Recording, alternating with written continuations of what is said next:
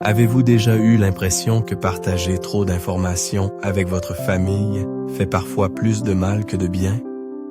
En vieillissant, il y a une tendance naturelle à vouloir être ouvert et honnête avec nos proches, croyant que la transparence totale est toujours la meilleure approche.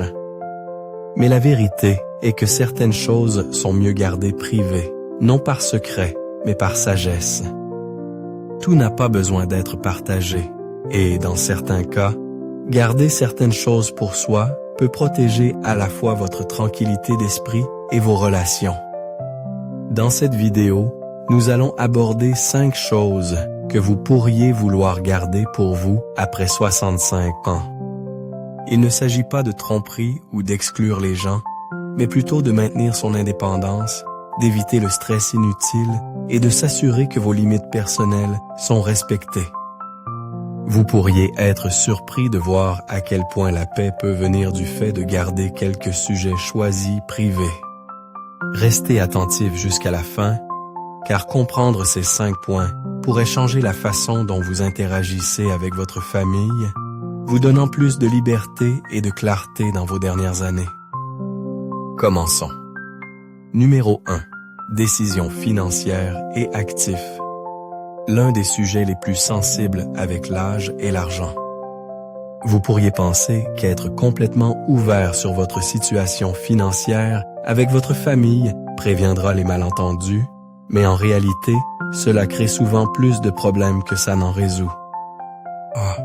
Partagez chaque détail sur vos économies, vos investissements, ou même combien vous avez mis de côté pour l'avenir peut mener à des conseils non sollicités, de la pression, ou même des conflits familiaux, surtout lorsque différentes générations ont des vues différentes sur l'argent.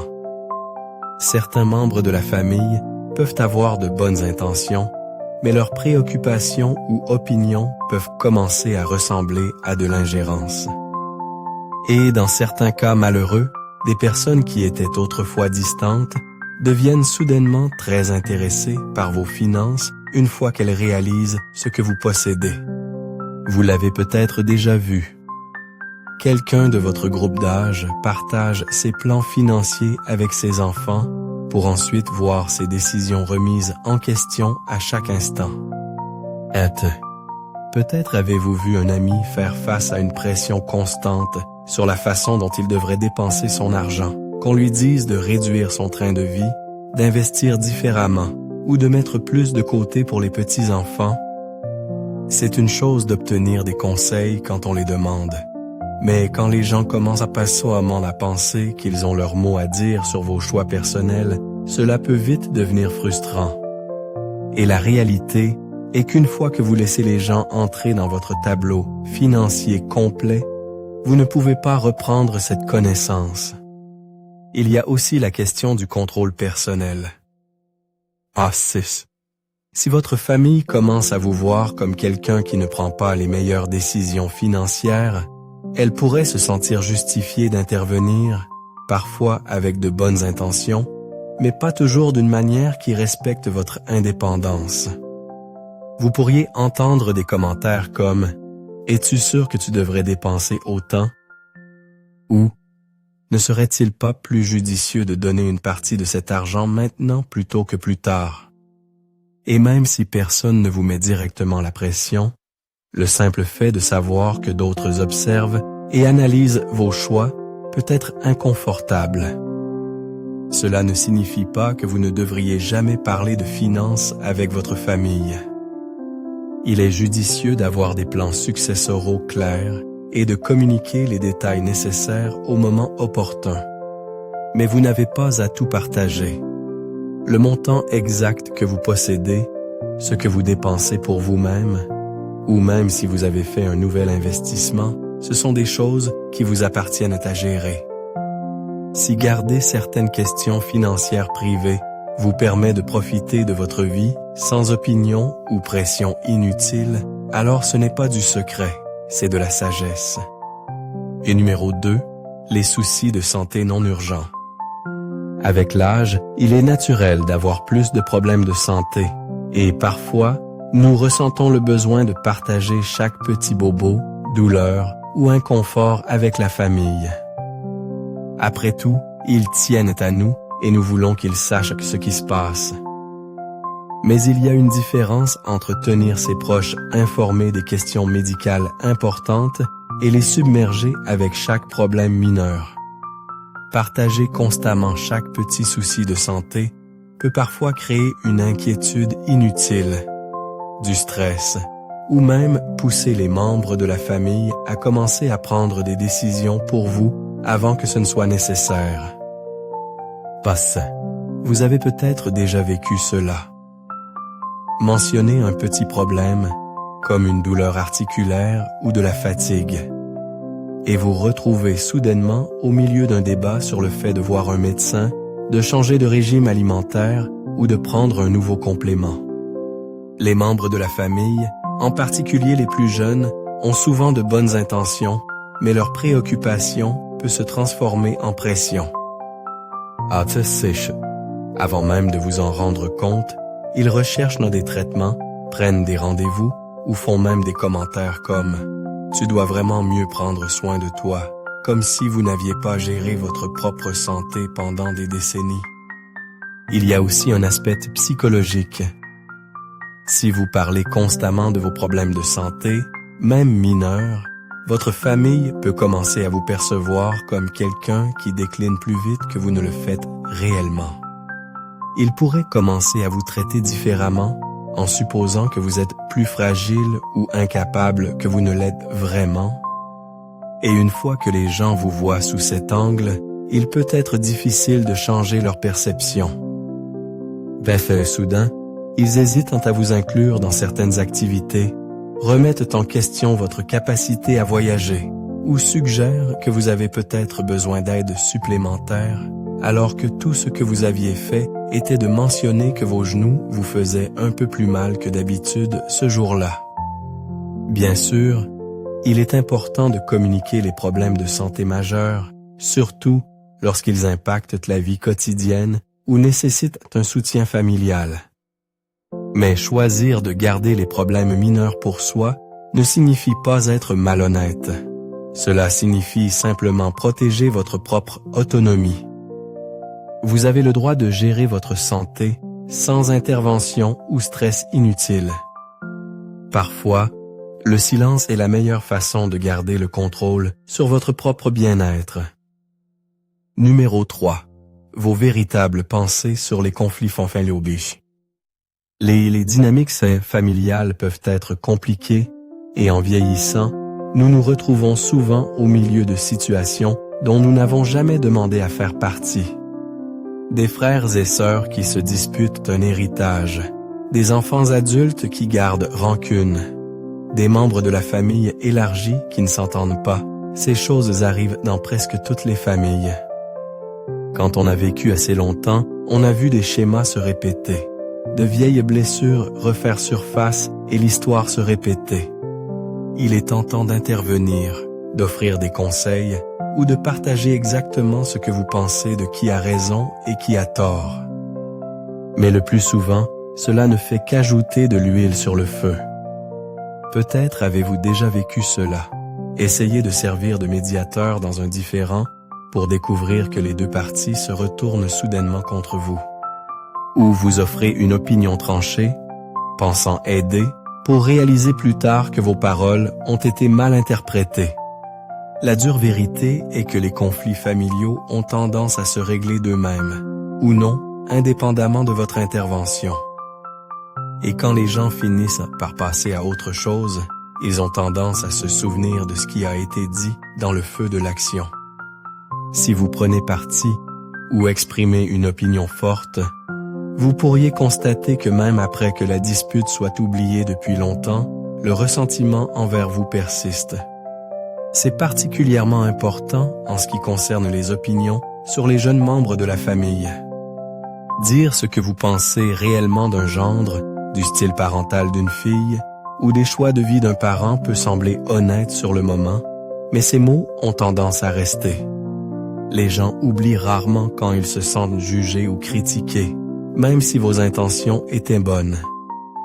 Ce qui vous semble être un conseil utile peut être perçu comme un rejet par eux, et cela peut créer une distance émotionnelle qui ne guérit jamais tout à fait. C'est pourquoi l'une des choses les plus sages que vous puissiez faire après 65 ans est de pratiquer le silence sélectif. Vous n'avez pas besoin d'être d'accord avec tout ou de prétendre que les problèmes n'existent pas, mais vous n'avez pas non plus à commenter chaque situation familiale. Au lieu de donner une opinion, parfois la meilleure réponse est un simple « J'espère que les choses s'arrangeront au mieux » ou « Je suis sûr que vous prendrez la bonne décision ». Cela vous permet de rester connecté sans être entraîné dans des drames qui, finalement, ne sont pas les vôtres à régler. Garder certaines pensées pour vous peut être la clé pour maintenir la paix, non seulement pour votre famille, mais aussi pour vous-même. Numéro 4. Vos regrets concernant le passé. Au fil des ans, il est naturel de réfléchir au passé, aux choix faits, aux opportunités manquées et aux chemins non empruntés. Le regret est quelque chose que tout le monde éprouve d'une manière ou d'une autre. Mais cela ne signifie pas qu'il doit toujours être partagé, surtout avec la famille. Vous pourriez ressentir le besoin de parler des choses que vous auriez aimé faire différemment, que ce soit la façon dont vous avez géré votre carrière, élevé vos enfants ou les décisions qui ont façonné votre vie. Mais ce que vous voyez comme de l'honnêteté ou de l'autoréflexion peut parfois être mal interprété par ceux qui vous sont les plus proches. Lorsque les parents ou grands-parents expriment des regrets sur le passé, les enfants le prennent souvent personnellement. Si vous mentionnez que vous auriez aimé passer moins de temps à travailler et plus de temps en famille, vos enfants pourraient en entendre « Je n'étais pas un assez bon parent ». Si vous dites regretter de ne pas avoir déménagé dans une autre ville ou poursuivi un rêve différent, ils pourraient le prendre comme une manière indirecte de dire que votre vie avec eux n'était pas épanouissante. Même si ce n'est pas ce que vous vouliez dire, ces mots peuvent persister et créer une culpabilité ou un ressentiment inutile. Il en va de même pour les regrets concernant les relations. Parler d'un amour passé, même de manière anodine, peut donner à votre conjoint ou aux membres de votre famille l'impression qu'ils étaient un second choix. Même réfléchir aux amitiés qui se sont distendues ou aux opportunités qui se sont envolées peut changer la façon dont les gens vous voient. Au lieu de se souvenir de la personne forte et résiliente qu'ils ont toujours connue, ils pourraient commencer à vous voir comme quelqu'un coincé dans le passé. C'est pourquoi certains regrets sont mieux gardés pour soi. Il est normal d'y penser, de les analyser et même d'en tirer des leçons, mais s'attarder dessus devant la famille ne change pas ce qui s'est déjà passé.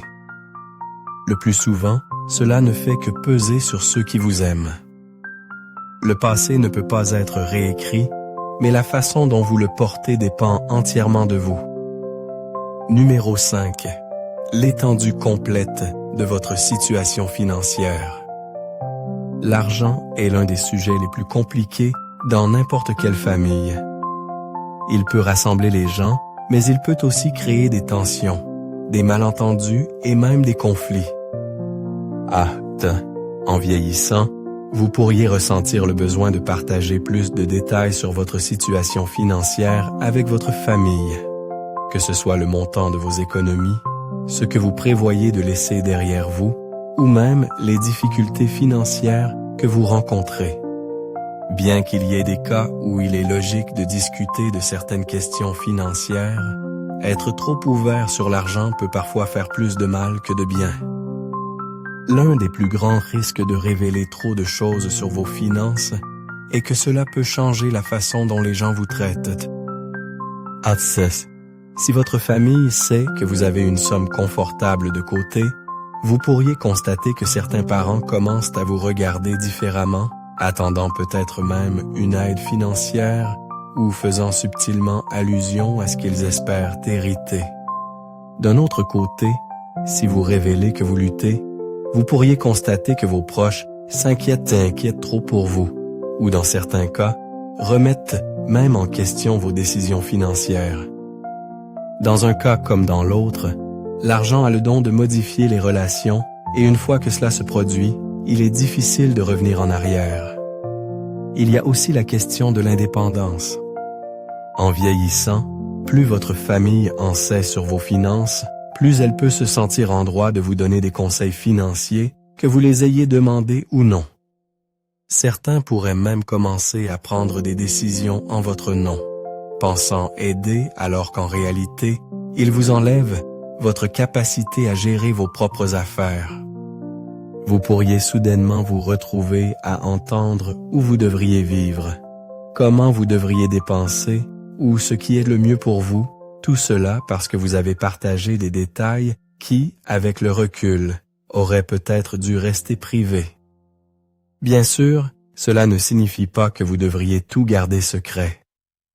Si vous avez une personne de confiance, comme un conseiller financier ou un exécuteur testamentaire, il est sage que vos plans soient correctement documentés. Mais en dehors de cela, la meilleure approche est souvent de ne partager que ce qui est absolument nécessaire et rien de plus.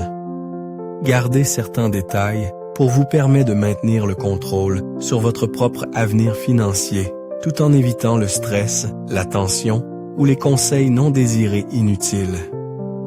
Si vous avez déjà remarqué comment les discussions sur l'argent peuvent changer la façon dont les gens interagissent, vous comprenez déjà pourquoi c'est l'une des choses les plus importantes à garder à l'esprit.